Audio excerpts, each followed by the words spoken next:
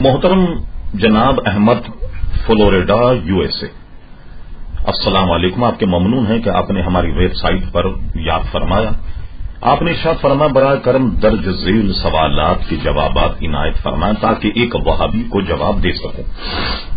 آپ نے سوال پہلا یہ کیا کہ اعلی حضرت نے فرمایا کہ حضرت برکات احمد کے جنازے میں حضور صلی اللہ علیہ وسلم تشریف لائے تھے اور نماز جنازہ میں نے پڑھائی۔ سب سے پہلے تو یہ بات ہی سفید جھوٹ ہے جس وہابی نے آپ سے یہ کہی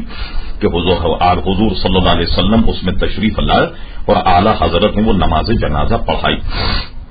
گزارش یہ ہے کہ واقعہ یہ ہوا کہ سید برکات احمد صاحب ایک بزرگ تھے، ان کا جب وصال ہوا تو ان کی نماز جنازہ اعلی حضرت فاضل بریلوی رحمت اللہ تعالی علیہ نے پڑھائی۔ اس میں ایک حصہ یہ ہے جسے اعلی حضرت نے بیان فرمایا، فرماتے ہیں کہ میں جب مدینہ منورہ حاضر ہوا تو میں نے حضور صلی اللہ تعالی علیہ وسلم کے مزار اقدس پر ایک نہایت ہی عمدہ خوشبو پائی۔ میں نے اس خوشبو کو سونگا، گویا سیاق و سباق سے ایسا لگتا ہے کہ وہ خوشبو جو روز انور پر اعلی حضرت فاضل بریلوی نے محسوس کی، تو اسی خوشبو کے متعلق وہ فرماتے ہیں جب سید برکات احمد صاحب کا وصال ہوا تو میں نے ان کی نماز جنازہ پڑھائی تو وہی خوشبو میں نے اس میں محسوس کی۔ کیا مطلب ہوا کہ حضور صلی اللہ تعالی علیہ وسلم روحانی طور پر پیر برکات احمد صاحب کے جنازے میں تشریف لائے۔ اعلی حضرت کا کہنا یہ تھا کہ پیر برکات احمد صاحب اللہ کے ایسے نیک بندے اور ایسے مقرب ہیں کہ نبی کریم صلی اللہ علیہ وسلم ان کے جنازے میں تشریف لائے، تو اتنے مقرب بندے کا جنازہ میں نے پڑھایا اور مجھے یہ شرف حاصل ہوا۔ اس میں وہ کون سا جملہ ہے جس میں معاذ اللہ اعلی حضرت فاضل بریلوی نے خدا نخواستہ یہ فرمایا کہ میں نے حضور صلی اللہ تعالی علیہ وسلم کی امامت کی، روحانی طور پر نبی کریم علیہ الصلوۃ والسلام تشریف لائے،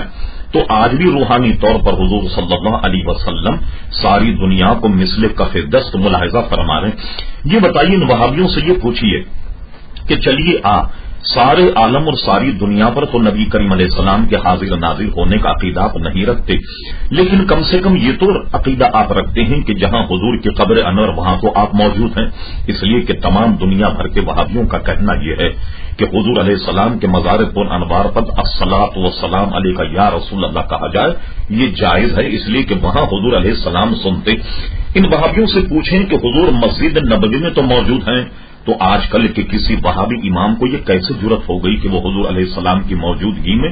مسجد نبوی میں نماز پڑھا رہا ہے؟ معلوم یہ ہوا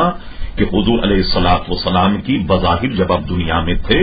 اس وقت کے احکامات کچھ اور تھے، حضور علیہ الصلوۃ والسلام کے دنیا سے تشریف لے جانے کے بعد کے احکامات جو ہیں وہ کچھ اور۔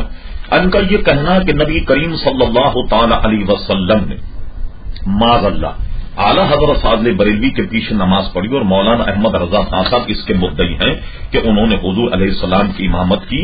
یہ جملہ بالکل غلط۔ اگر اسی کو اصول بنا لیا جائے تو احمد صاحب آپ ملاحظہ فرمائیے میرے ہاتھ میں اس وقت مشکات شریف کی پہلی جلد، مشکات شریف میں باب المسح جو ہے علل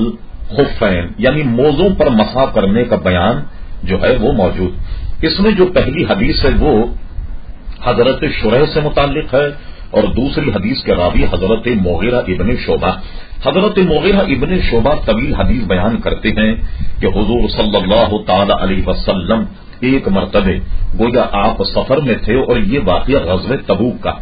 تو آپ اپنی رفع حاجت کے لیے تشریف لے گئے اور یہاں جماعت کھڑی ہو گئی۔ میں حضور علیہ الصلوۃ والسلام کو وضو کرا رہا تھا، جب جماعت کھڑی ہو گئی تو جماعت کے امام حضرت عبد الرحمن ابن عوف تھے رضی اللہ عنہ، یعنی امامت حضرت عبد الرحمن ابن عوف نے کی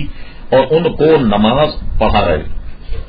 نماز پڑھاتے وہ تو ایک رکعت پڑھا چکے، جب ان کو رسول اللہ صلی اللہ علیہ وسلم کی آمد کا احساس ہوا تو انہوں نے پیچھے ہٹنے کا ارادہ کیا، پس رسول اللہ صلی اللہ علیہ وسلم نے ان کو اپنی جگہ قائم رہنے کا گویا اشارہ فرمایا، پس رسول اللہ صلی اللہ علیہ وسلم نے ان کے پیچھے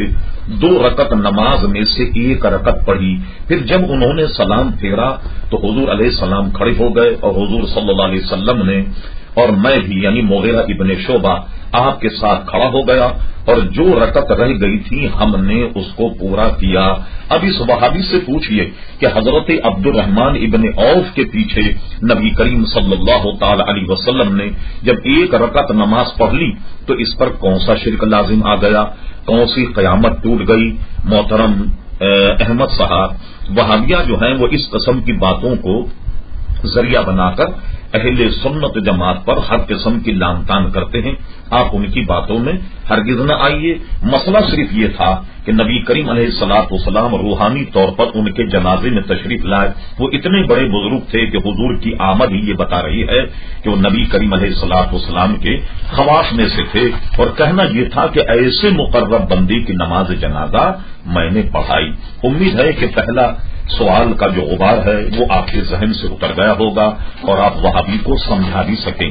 آپ نے دوسرا سوال یہ کیا کہ اعلی حضرت نے وصایا شریف میں فرمایا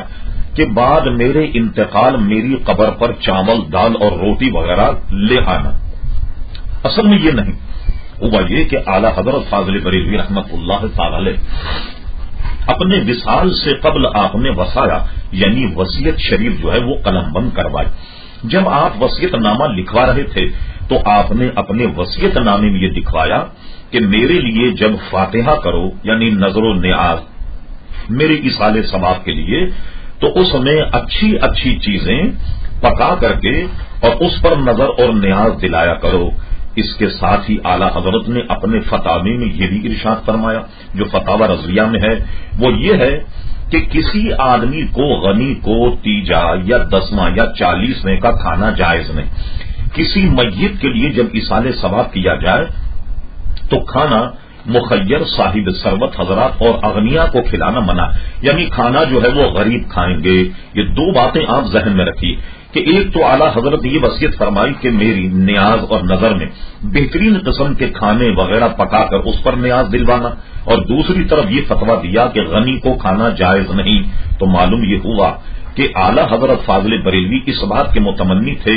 کہ آپ کے متعلق جب نظر و نیاز ہو تو اس میں اچھے اچھے کھانے پکائے جائیں، وہ غربا کہ جنہیں وہ کھانے یا وہ اشیاء میسر نہیں آتی، امام اہل سنت کی نام پر جو فاتحہ ہو اس طرح غریبوں تک وہ اشیاء پہنچ جائیں گی جو وہ اپنی زندگی میں خرید و فروخت کر کے نہیں کھا پاتے۔ یہ ہے اصل میں اس کا نقطہ کہ جس کو لوگوں نے غلط سمجھ لیا، اور وہ یہ سمجھے کہ اعلیٰ حضرت نے یہ فرمایا کہ صاحب وہ یہ لائیے گا اور مرغی کا پلاؤ ہوگا اور آئس کریم ہو، یہ ہوگا وہ ہوگا۔ کیا یہ ساری چیزیں کیا قبر میں پیش کی جائیں؟ نہیں، بلکہ غریبوں کا بھلا مقصود تھا۔ میں سمجھتا ہوں کہ اب